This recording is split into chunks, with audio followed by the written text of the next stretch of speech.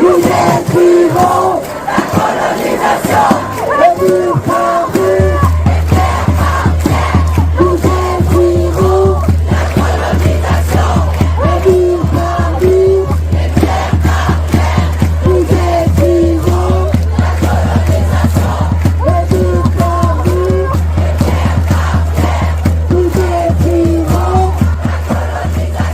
This is what the victory rally for the new French government looked like, and as you could see in that footage, there are far more Palestinian flags being waved than French flags. In fact, there are hardly any French flags at all.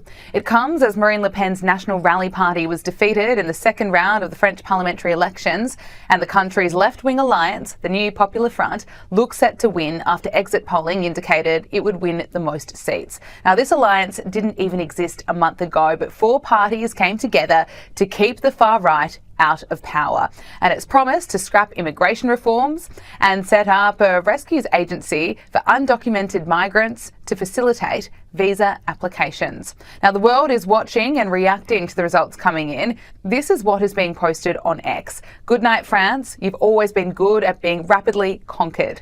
Another person wrote, "One thing about France is they never miss an opportunity to surrender their country, and enjoy your country while it lasts." Journalists and commentators are sharing vision from on the ground where, despite being the projected winners of the elections, many who belong to the far left are rioting in the streets.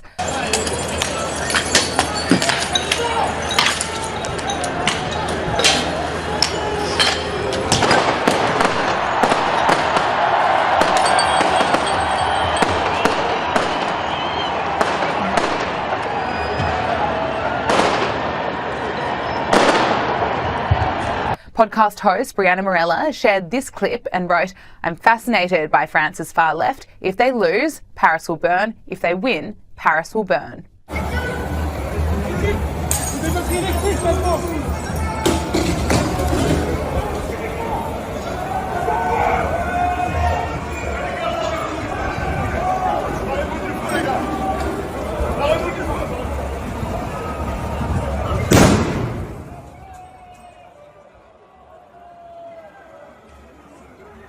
That was the same guy, same fat guy that I saw earlier.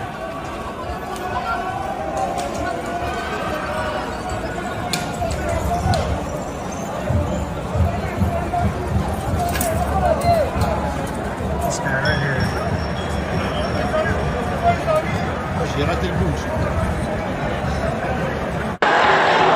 This was the biggest surprise in French politics for generations. A country that seemed poised to put its faith in the far right, suddenly, dramatically, changing direction. Instead, it is a left-wing coalition that will be France's biggest political group, immediately demanding power.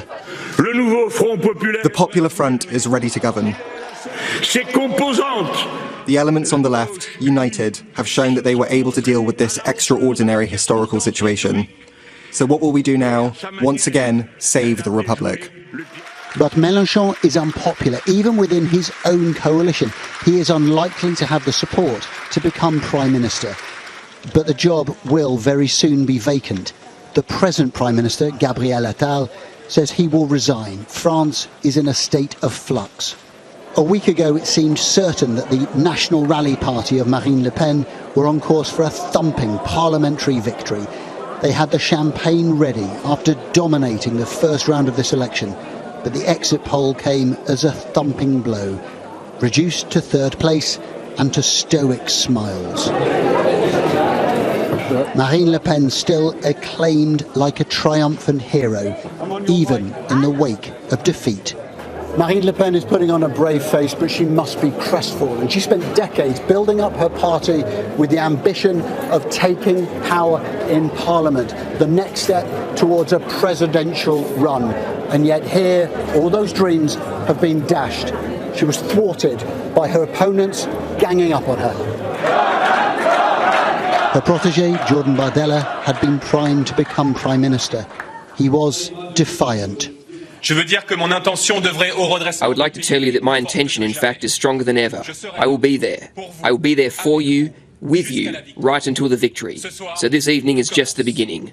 An old world has fallen. What thwarted them was a coalition of opponents who joined forces in hundreds of constituencies to put all the votes behind just one candidate. Emmanuel Macron, the president, had stunned his nation by calling this election, apparently sure that the French would turn against the far right. They did, but they didn't provide a clear answer.